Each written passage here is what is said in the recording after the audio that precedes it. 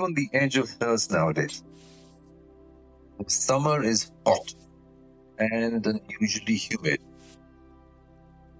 People speak in hushed whispers about El Nino or El Nino, and we have a 41% deficit in our monsoon rains thus far.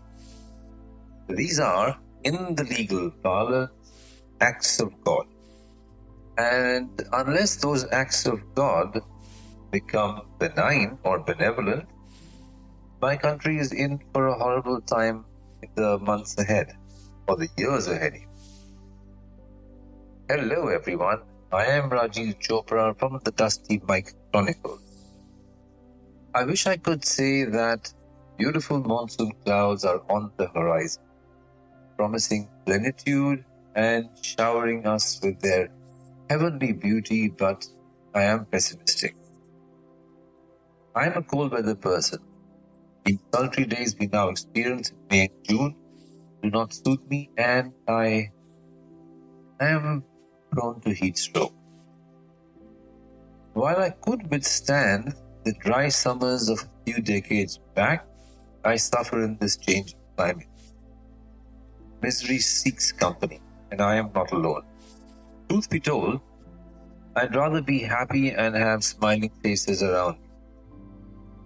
Until about a year back, I'd ask workers, petrol pump attendants, delivery boys, and all those people who toil on the road and in the sun about their day. They'd grimace and tell me that they had no choice, else their families would starve.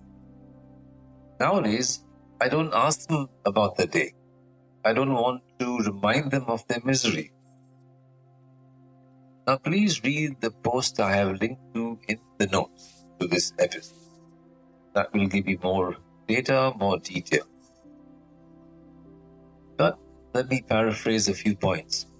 India's water table is dropping. The rivers are drying up and the snow is slowly disappearing. So I'm going to quote a few examples. When I used to travel to school, and my school was in Nainital, our bus always crossed the old iron bridge, and I'd look out the window. The Yamuna River's powerful flow always fascinated me. And now we've reduced the river to a pathetic, polluted bog, and we do this even as we compose hymns to it. The winter snow always arrived in Nainital within the first week of December, and snow often stayed on the ground until March. I visited Kangra in the last winter of December several years ago, and there was snow on the mountain. A student of mine visited last year, and in the same week of December, and the mountain looked bare. Snowfall and snow persistence have reduced, which is a disaster.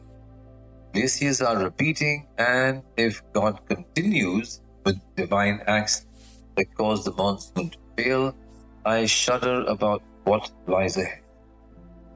We often speak of two Indias. In fact, there are many Indias, but let's bifurcate the country into two slices. Well-off people comprise one tiny slice. The people who inhabit this cozy world live in an alternative universe where water taps never run dry and life is always good, and they look forward to holy parties and rain showers on Holi. The less fortunate, which inhabit the large slice, are facing a different problem altogether, and often dehydration stares them in the face. At this point, I'm going to pause and rein in my temptation to go on a long rant about man-made climate change. Many of us live in denial, and even more are still completely unaware of why weather patterns are changing. When you look to the heavens and ascribe it to God's will and the punishment we must endure for our many sins. To compound matters, what little water we have is polluted. Arsenic and uranium have been found in our water. And once again, please read the accompanying essay. And now I turn my eyes inward, and some might accuse me of being selfish here.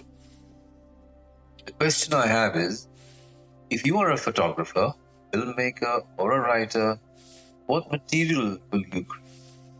You can, of course, adopt a documentary approach and photograph people in their misery, scrambling for water. It's possible to adopt a more artistic and symbolic approach to the issue at hand, a drop hanging on for dear life at the tip of a tap, an empty bucket in the middle of a slushy road, caked earth, burnt crops.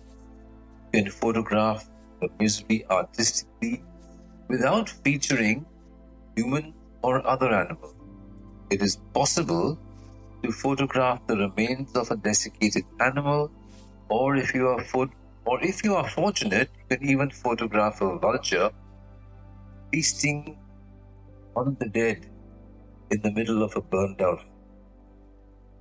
Personally, I hesitate to photograph a person or a living being misery, or a living being struggling for water and passing it off as art.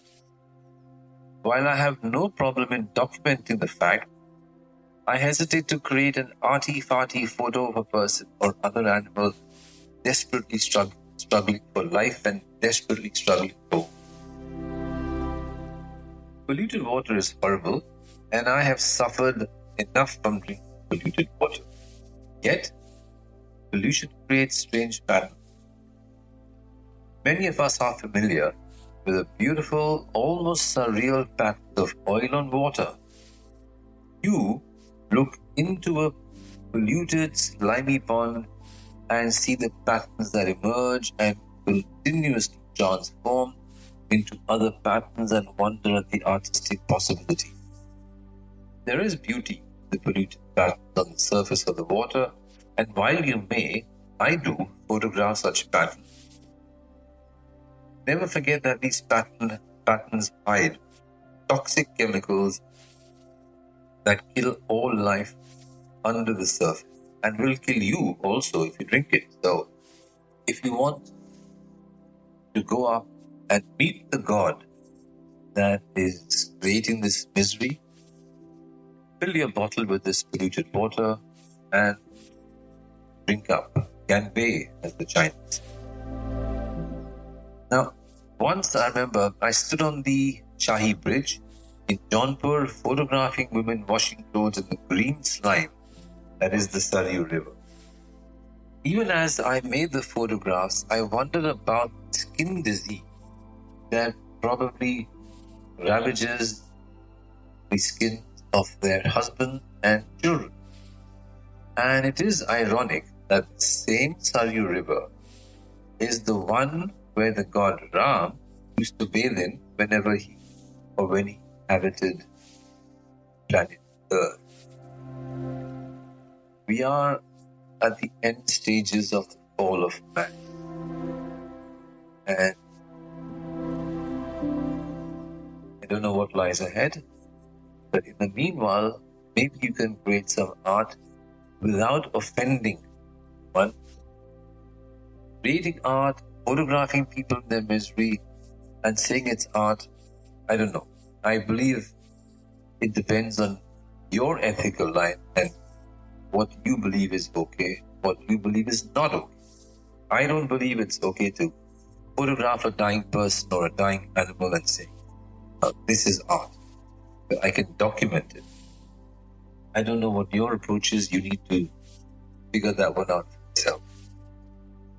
So that's it for this episode of the Dusty Mike Chronicles. You will, of course, find me at the complete Substack publication, Tramping the Dusty Roads. You'll find me on Medium at Between Pool and Roshni, and you'll also find me on LinkedIn, where I started to write about photography, basic education, and eventually about visual literacy. See you next time. Do leave a comment, join the conversation, give me a thumbs up, subscribe, and spread the good word. Until next Sunday, Rajiv Chopra saying goodbye. Ciao.